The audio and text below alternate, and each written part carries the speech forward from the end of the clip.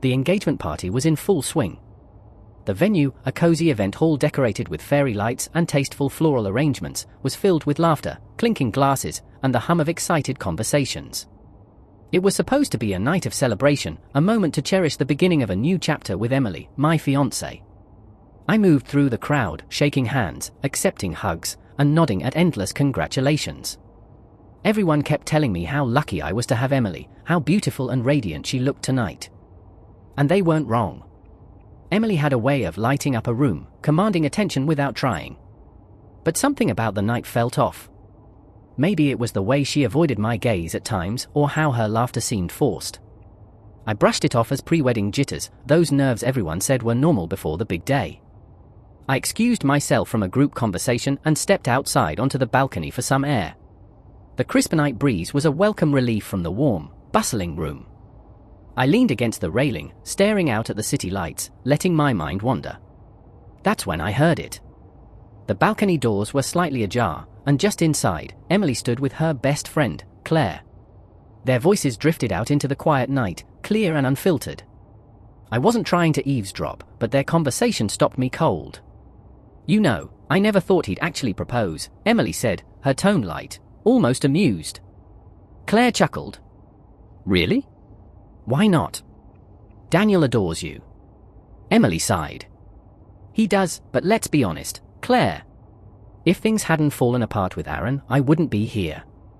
Daniel's a great guy, but he wasn't my first choice. You know that." My breath caught in my throat. Claire hesitated. "Emily, that's not fair. He loves you. You're happy, right?" Emily let out a small laugh. "Of course I'm happy. Daniel's stable, dependable, and he'd never leave me. But Aaron was exciting, passionate. He was everything I wanted. When that fell apart, Daniel was the safe choice. His plan B, and honestly, I'm okay with that.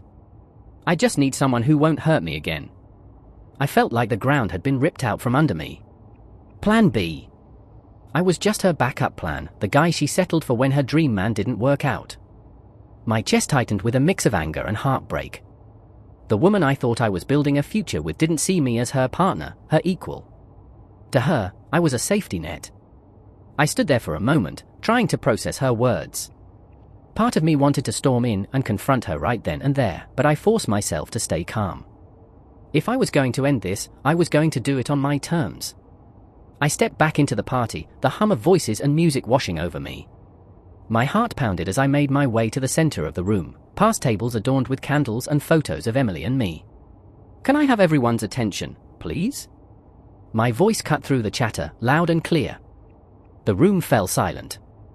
Dozens of faces turned to me, curious and expectant. Emily stood near the bar, her expression shifting from confusion to alarm as she realized I was addressing the entire room. "Daniel, what are you doing?" she asked, her voice shaky. I took a deep breath and looked directly at her. "Emily, I just overheard your conversation with Claire." Her eyes widened. "What are you talking about?" "You know exactly what I'm talking about," I said, my voice steady despite the storm raging inside me. "You told her I was just your backup plan. That if Aaron hadn't left, you'd never be with me." Gasps rippled through the crowd. Emily's face turned pale, and Claire looked like she wanted to disappear. "Daniel, please, let's talk about this privately," Emily pleaded, stepping toward me. I shook my head. "No, Emily. I've spent months planning a future with you, thinking we were building something real. But I refuse to be someone's second choice. I deserve to be loved for who I am, not because I'm safe." I reached into my pocket and pulled out the engagement ring. The room was so silent you could hear the faint clink as I placed it on the nearest table. "I'm calling off the engagement," I said, my voice firm. "And I'm walking away."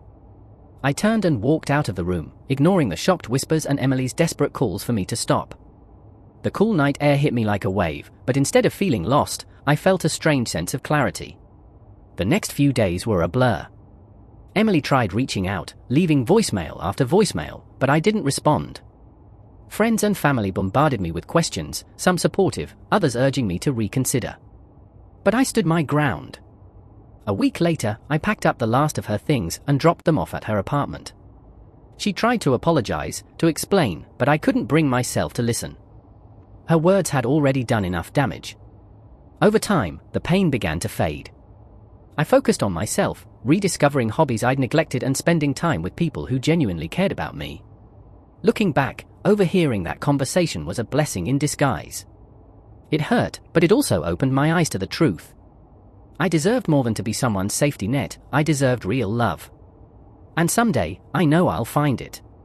For now, I'm just grateful I had the courage to walk away.